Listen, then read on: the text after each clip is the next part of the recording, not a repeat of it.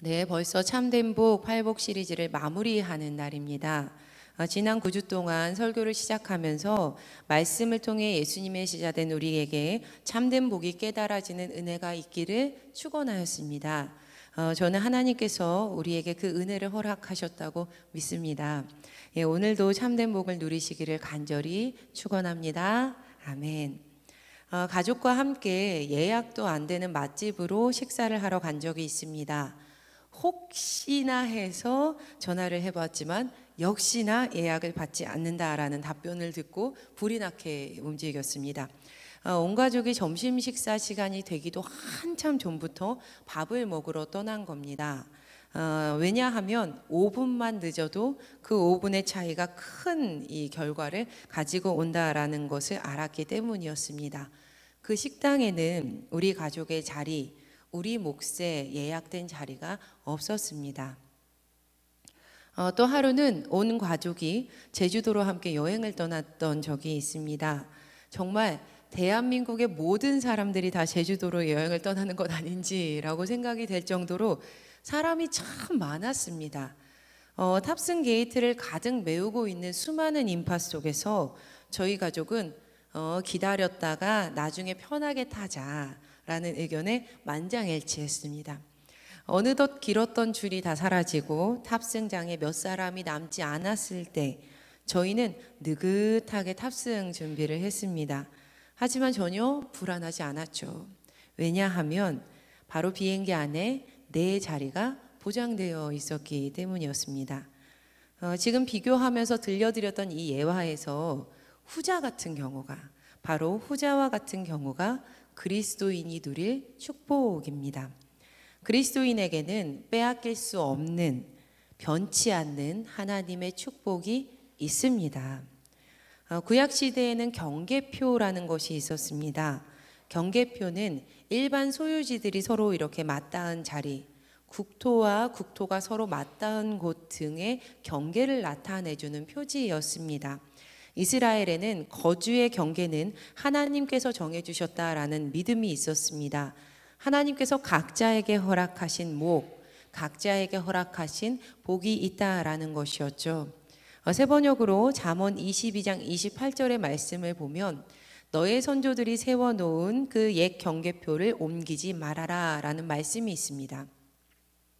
하나님께서 정해주신 그 경계표는 옮기지 말아야 한다라고 기록이 되어 있습니다. 이 말씀은 마치 편안하게 느긋하게 탑승해도 되는 비행기의 나만의 좌석처럼 하나님께서 우리 모두에게 주신 허락한 복이 있다라는 의미입니다. 이제 신약으로 넘어오면 누가복음 10장에서 예수님께서 마르다의 집에 들어가셨을 때 벌어진 사건이 기록이 되어 있습니다. 나사로와 마르다, 마리아는 신약 성경에 등장하는 유명한 남매였습니다. 예수님께서 마르다의 집에 들어가셨을 때 마르다는 예수님을 영접합니다. 그런데 그녀는 하는 일이 너무 많아서 마음이 분주했습니다. 그래서 자기를 돕지 않고 예수님의 발치에 앉아서 말씀을 듣는 마리아의 모습이 눈에 걸렸습니다. 그래서 마르다가 예수님께 말씀을 드립니다. 예수님, 제 동생에게 저를 좀 도와주라고 해주세요. 그러자 예수님께서 이렇게 말씀을 하십니다. 누가복음 10장 42절 말씀입니다. 함께 읽어보시겠습니다. 시작. 몇 가지만 하든지 족하니라. 마리아는 이 좋은 편을 택하였으니 빼앗기지 아니하리라 하시니라. 아멘. 이 구절이 오늘 본문은 아니기 때문에 길게 설명드릴 수는 없지만요. 이 말씀은 영접하고 접대하는 일과 말씀 듣는 일을 비교하면서 우위를 따지는 본문은 결코 아닙니다. 예수님을 영접하면서 준비했던 마르다의 일도 굉장히 귀했어요. 하지만 그녀의 문제는 이 42절 앞구절에 있는 41절 말씀 보면 마르다가 많은 일로 염려하고 근심했던 것이 이제 문제였던 겁니다. 여러분, 예수님께서 마르다에게 이렇게 가르치셨습니다. 마리아가 선택한 좋은 것은 결코 빼앗기지 않을 것이다. 예, 그렇습니다. 주님께서는 우리 각자에게 허락하신 것들, 귀한 축복들을 견고하게 지켜주시는 분이세요. 시편 16편 5절을 보면 여호와는 나의 산업과 나의 잔의 소득이시니 나의 분깃을 지키시나이다 라고 이 시편 저자가 고백을 합니다. 이처럼 하나님께서 우리에게 주시는 복은 안전합니다. 하나님은 참 좋은 분이시기 때문에 그분의 자녀들에게 세상 어느 누구도 빼앗지 못할 복을 허락하십니다. 그 참된 복을 우리에게 허락하시는 거예요.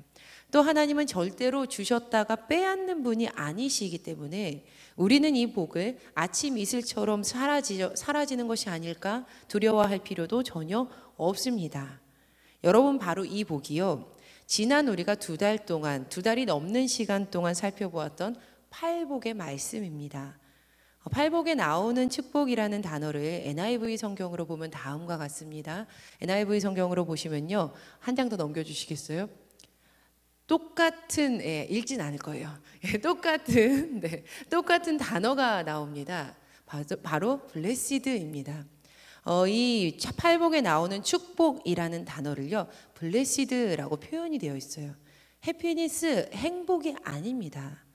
blessed, 복받은, 신성한, 평화로운 이라는 뜻입니다. 팔복의 복은 happiness, 행복이라고 표현이 되어져 있지 않습니다. 팔복의 복은 축복이에요. blessing입니다. 물론 행복과 축복은 모두 좋은 단어이고 들었을 때 따뜻한 느낌을 줍니다. 또 두 단어의 끝에 복이라는 이 글자가 붙어 있기 때문에 종종 혼용되어서 사용되고 있기도 합니다. 의미가 비슷한 것처럼 생각되기 때문이죠. 하지만 두 단어의 어원을 살펴보시면 그 뜻이 전혀 다르다라는 것을 알 수 있습니다. 담임 목사님께서 설교 중에 한번 하셨던 말씀인데요. 먼저 행복, 이 해피니스라는 단어는요, 우연히 일어나다, 그러니까 happen이라는 단어에서 파생이 됩니다.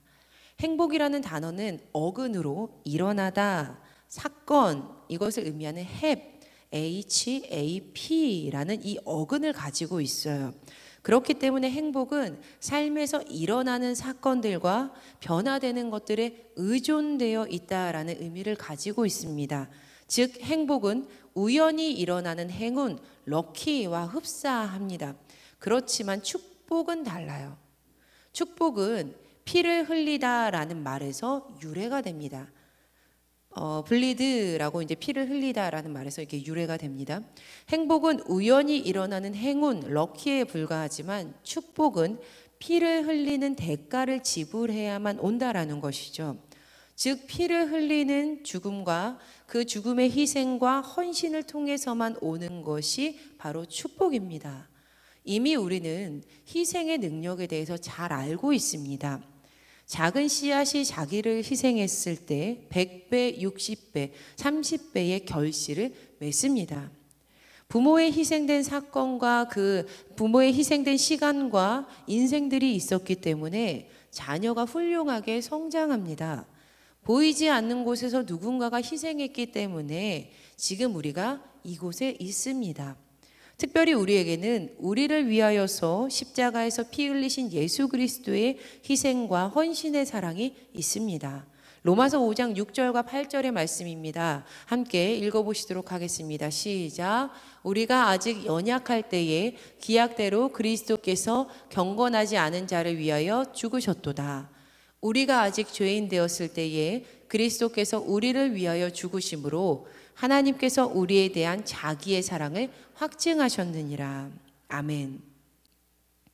우리를 위해서 피 흘리신 예수 그리스도의 희생과 헌신의 사랑이 있었기 때문에 이 사실을 믿음으로 고백하는 이들에게 허락된 복은 행복이 아닙니다. 해피니스가 아닌 거예요. 블레싱, 바로 축복입니다. 한 가지를 더 추가하자면 예수 그리스도의 희생을 통하여서 우리에게 허락된 축복은 온 세상 창조주이신 하나님에게로부터 왔기 때문에 세상 그 어느 누구도 우리에게서부터 그 축복을 빼앗을 수 없는 견고한 복이 됩니다.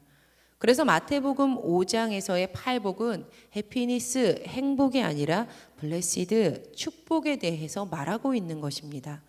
특별히 저자 마태는 이 복이 블레싱, 그 축복이다, 피를 흘림으로부터 우리에게 얻어진 복이다라는 것을 감탄문의 문장의 구조를 통해서 우리에게 알리고 있습니다.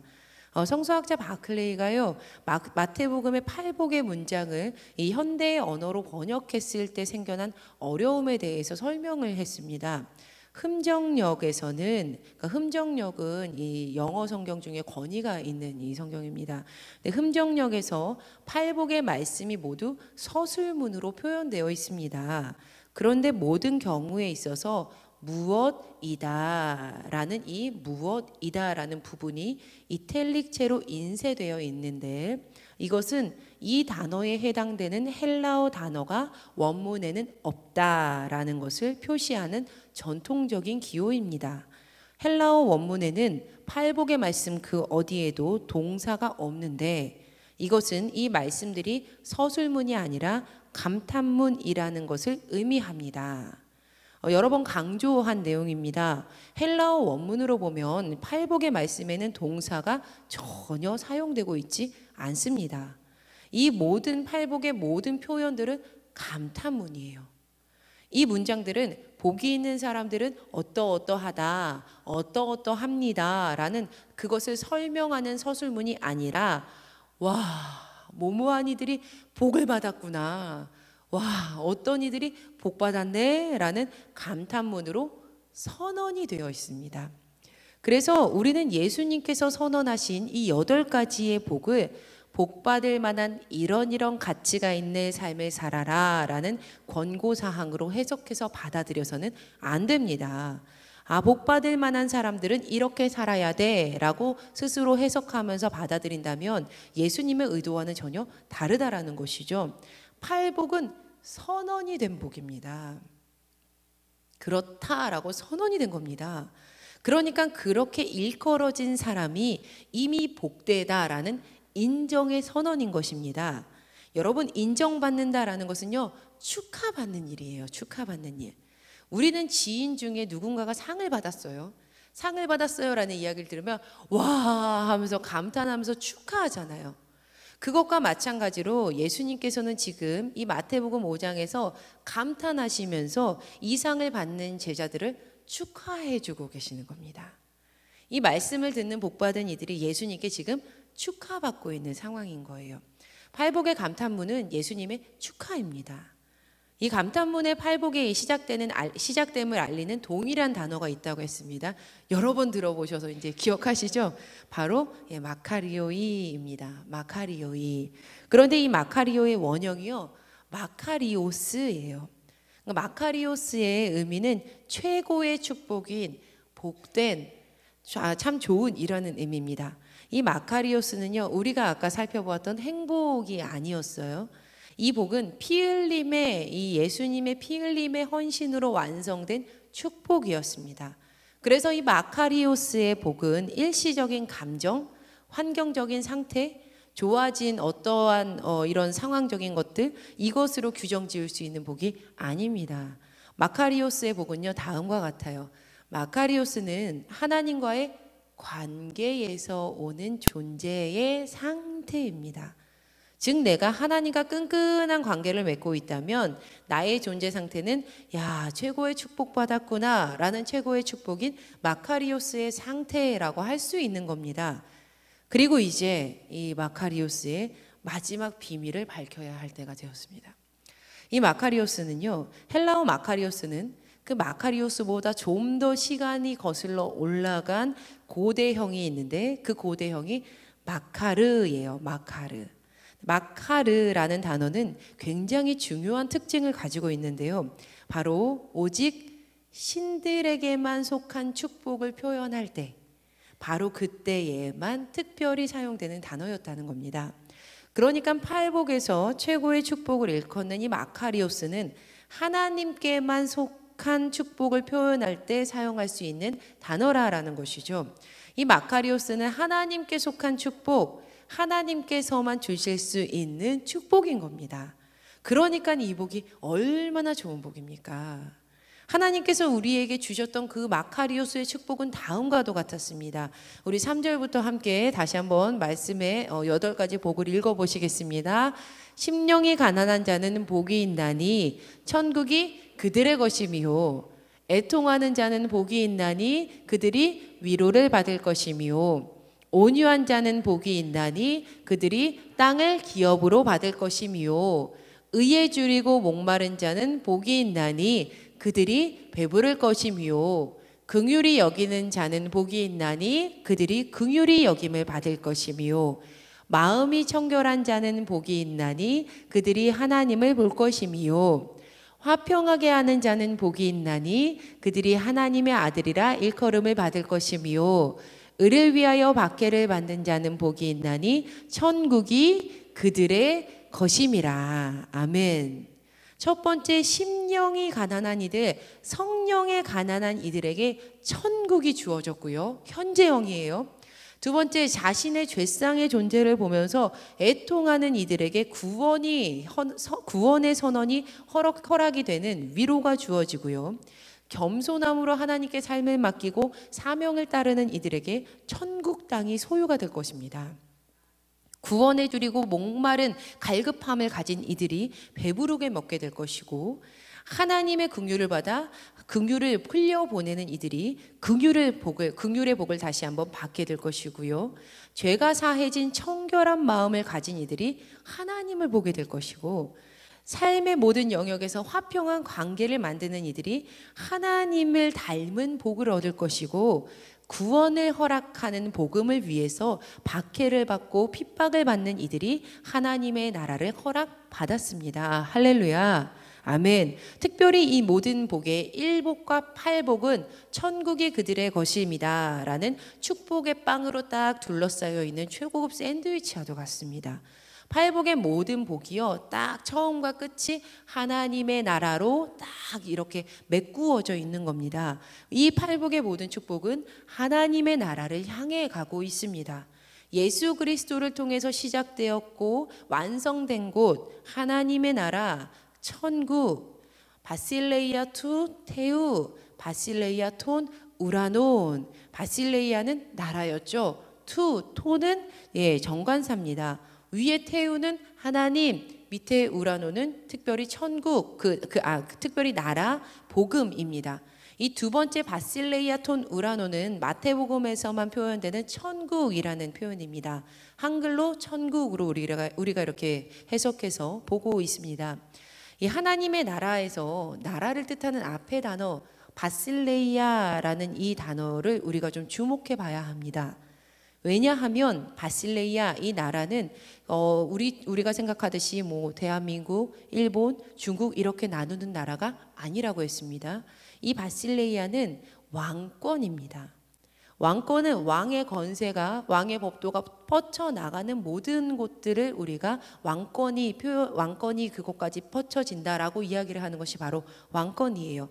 그렇다면 하나님의 나라에 대해서 우리가 정리해 봤을 때 바실레이아 투테우, 바실레이아 톤 우라노는 하나님께서 통치하시는 나라라고 우리가 볼 수 있습니다. 여러분, 그런데 나라가 존재하려면 반드시 필요한 것이 있습니다. 바로 국민이에요. 그 나라의 법대로 살아가는, 그 왕의 통치를 따라 살아가는 국민들이 있어야지만 나라가 완성된다라는 것이죠. 하나님의 나라에도 국민들은 존재합니다.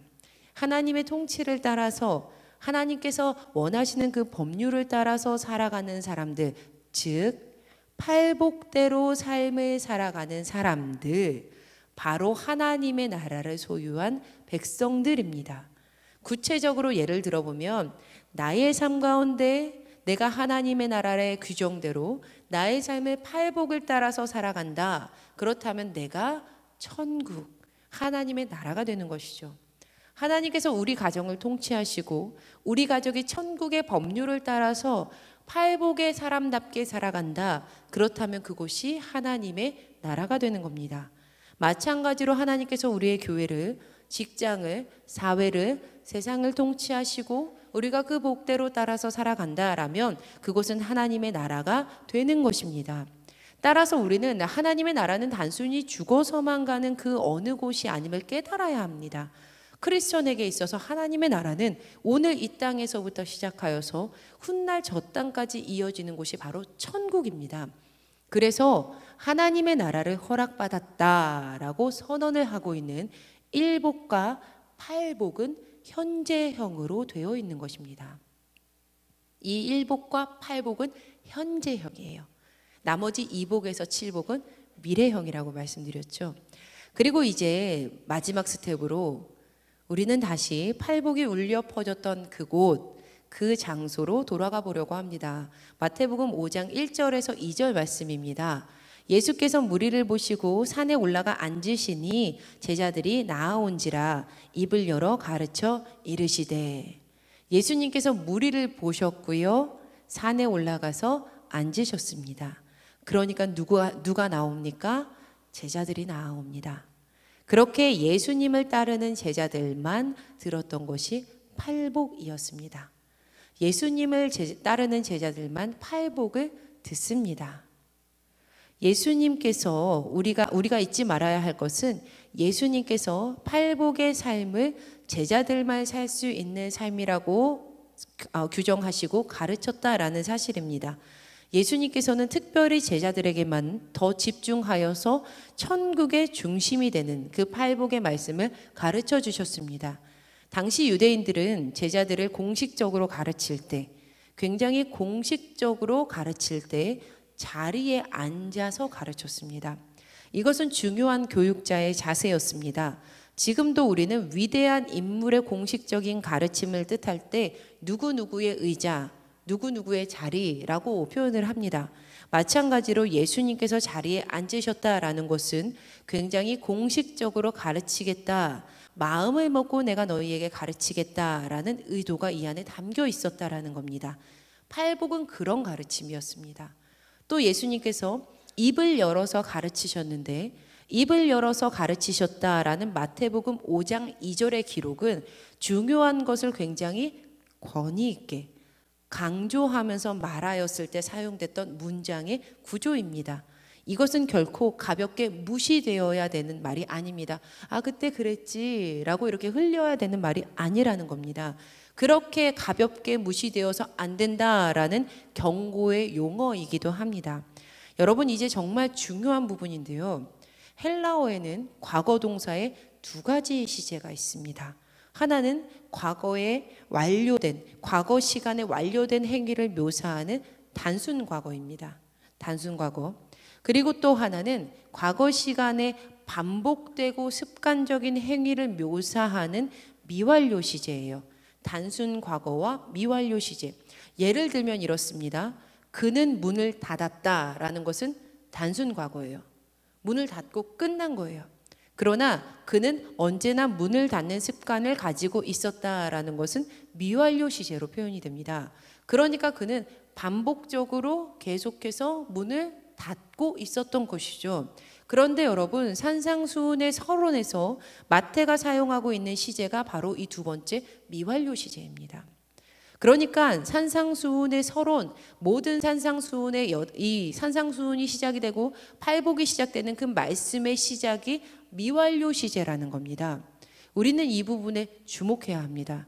이 말인즉슨 이 모든 내용은 예수님께서 언젠가 우연히 단 한 번만 말씀하신 것이 아니라 습관적으로, 그리고 반복적으로 제자들에게 가르치셨던 말씀이었다라는 사실입니다. 시마다 때마다 예수님께서는 그들을 축복하시면서 선언하셨습니다. 너희는 이런 축복을 받은 존재이다. 복받은 사람들이다. 너희는 이런 복을 이미 받았어. 천국이 너희의 것이야. 예수님께서 계속적으로 시마다 때마다 말씀을 통해서 가르치셨다라는 겁니다. 자, 사랑하는 여러분, 우리 지난 2달 동안 우리가 나눈 은혜의 말씀은 그저 단 한 번만 듣고 넘겨야 하는 과거의 어떤 가르침의 말씀이 아닙니다. 이 말씀은 계속적으로, 지속적으로, 반복적으로 우리가 기억해야 하고 그렇게 따라 살아야 하는 말씀입니다. 우리는 하나님께만 받을 수 있는 마카리오스 그 축복을 받은 사람들이에요. 예수님께서 우리를 축하하시면서 계속적으로 선언해 주셨어요. 와, 너희 복 받았어. 와, 내 자녀들아, 현재에도 복을 받았고 또 미래에도 그 복 받을 거야. 예수 그리스도의 십자가의 피 흘림을 통하여서 하나님께서 우리에게 허락하신 복은 견고합니다. 불안해서 막 달려 들어가서 빨리 낚아채야지 하는 복이 아니라는 거예요. 그래서 우리는 우리의 마음 깊숙한 곳에서부터 올라오는 참된 평안과 기쁨을 누리는 것이 당연합니다. 그러니 이 축복이 사람의 지금 우리의 눈에 합당한 것처럼 보이지 않고 세상의 어떤 이론의 기준들을 180도 뒤집어 엎는 것이라 하더라도 예수님의 제자들에게는 이 복은 참된 복입니다. 이 복과 같은 복은 세상에 아무것도 없는 거예요. 우리에게 이 고백은 결코 놀랄 만한 일이 아닙니다. 너무 당연한 것입니다. 이제 참된 복 8복을 마치겠습니다.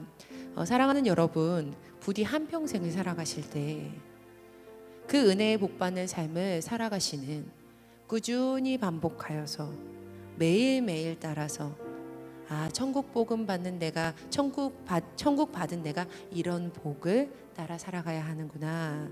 그렇게 살아가는 여러분 되시기를 간절히 예수님의 이름으로 축원합니다.